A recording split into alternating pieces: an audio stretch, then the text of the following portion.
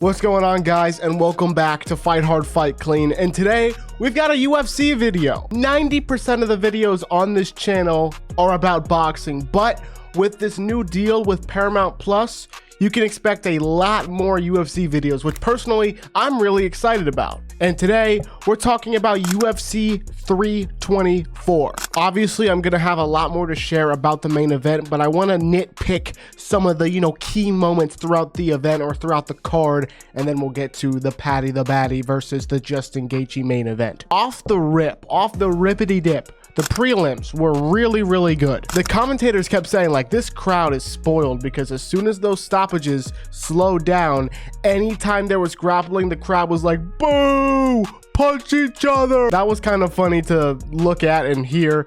But when we get to the main card, Derek Lewis, I don't know what happened, but the ending sequence was he came forward, slipped. That canvas must have been real slippy. People were slipping all night, but I digress.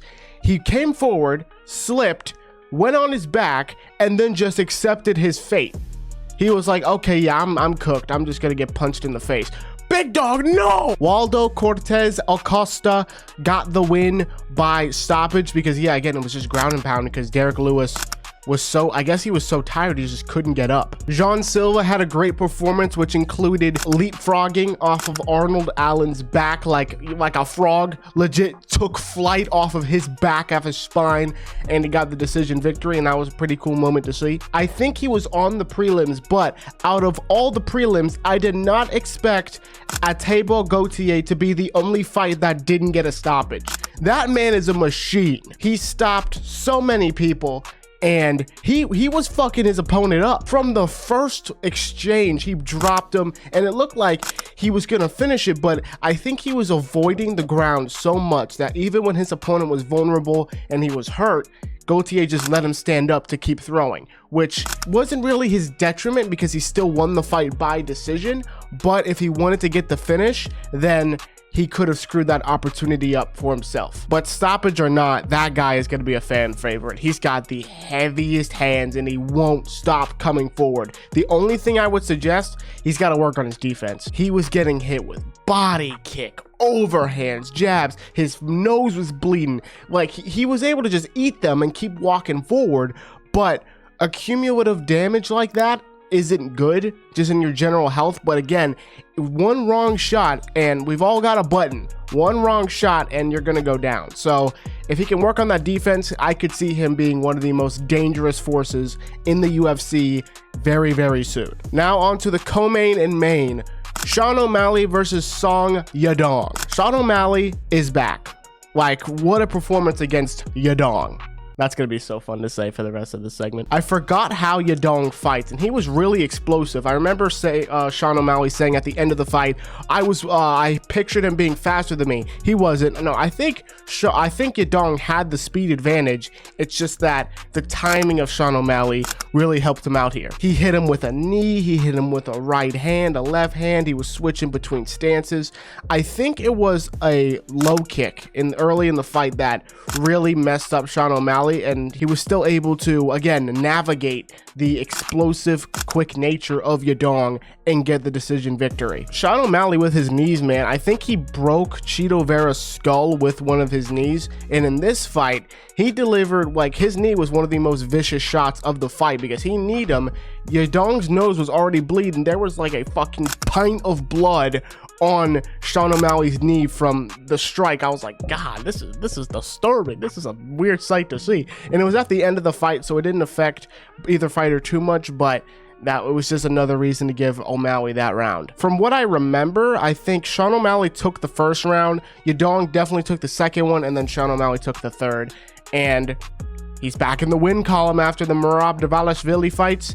It's good, and I like him as a personality. I think he has a lot of good charisma, and he's just going to be a good person to have in the UFC because he knows how to talk, he knows how to promote, he's a good fighter in general. He's very, elusive and like loose with his offense, but he can still deliver a hell of a punch or a hell of a kick. So good to see him back in the win column, and I can't wait to see what he does next. I could be a goober here, but I believe Sean O'Malley mentioned that he wants Petr Yan next. So we're gonna look at that, and maybe we'll be able to see it on the White House card. All right, and now the main event of the evening, Paddy the Baddy Pimblett versus Justin the Highlight Gaethje. This was by far the unluckiest night in Paddy Pimblett's career. This dude got eye poked twice, one of which caused a cut on his eyelid, which is probably the worst spot you could get a cut, because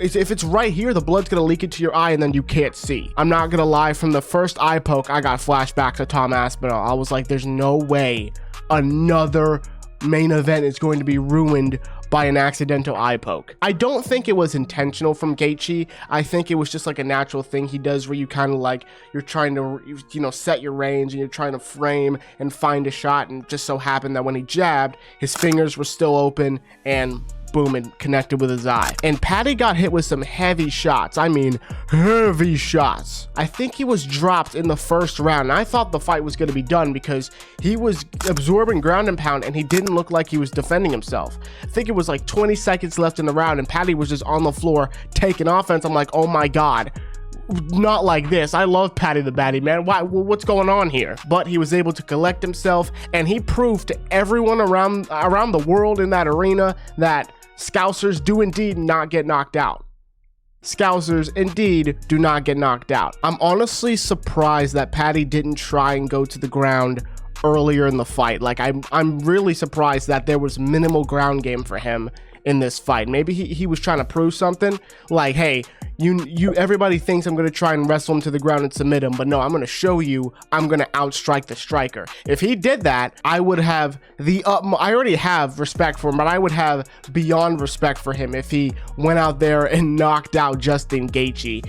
But I think if he really wanted to win this fight, he should have been focusing on the ground game from the get-go. Maybe use the first round to try and land some offense, and then after realizing, okay, I'm absorbing a lot of punches and my shots aren't hurting him as much as I thought they would, let me get him to the ground and turn him into a Wetzel's pretzel. Besides from the eye pokes, I believe they both absorbed nut shots. I think when Paddy accidentally hit Gaethje, he was given the time to recover. When Gaethje hit Paddy, the ref didn't see it and he had to just keep fighting with bruised bullocks. It was really, really unfortunate because the second time Paddy got poked in the eye, the ref didn't see that one either. So if you're calling Paddy the Baddy a fraud from this fight, you're just downright wrong, because this guy is a fucking fighter. He absorbed so many punches, had so many reasons to say like, hold on, give me a break, but he didn't. He just kept fucking going with the cut, bruises, nut shot, eye poke. Nothing you threw at this man was going to stop him. And if that doesn't make you respect Paddy the Baddy, I don't know what else will. Justin Gaethje ended up getting the decision victory, and I hope to see Paddy Pimblett on the White House card. I saw a video earlier today with Paddy the Baddy and Ilia Topuria beefing. I don't know if that fight's going to be made sooner or later, but it would be an interesting fight. Again, it would be Paddy the Baddy against a striker again.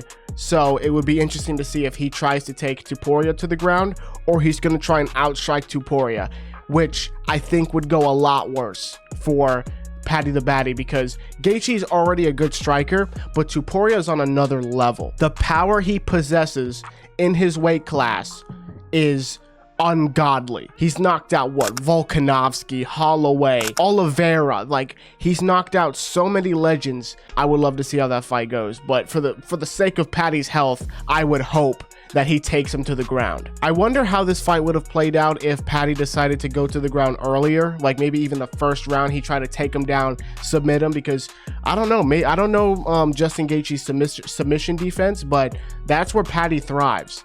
And this fight could have gone differently if he decided to, lock in an arm bar or guillotine or any other submission. Overall, what a fight, what an event. And I think it was DC who said it during the fight, he made an amazing point. Even if the undercard, the prelims before the main event was shit, the main event would have made up for it because they were there for a war. I also love the ending exchange where they were just swinging at each other so much, and obviously the slippy canvas, they were just falling down, just trying to throw something at each other. It was incredible. And again, hopefully we'll see Justin Gaethje and or Paddy the Baddy again very soon. So, what are your thoughts on UFC 324? Who do you think is next for the winners and losers of the UFC 324? Let me know in the comments down below. And please hit the like button, hit the subscribe button. It helps me out a bunch. And as always, my friends, fight hard, fight clean, and I'll see you soon.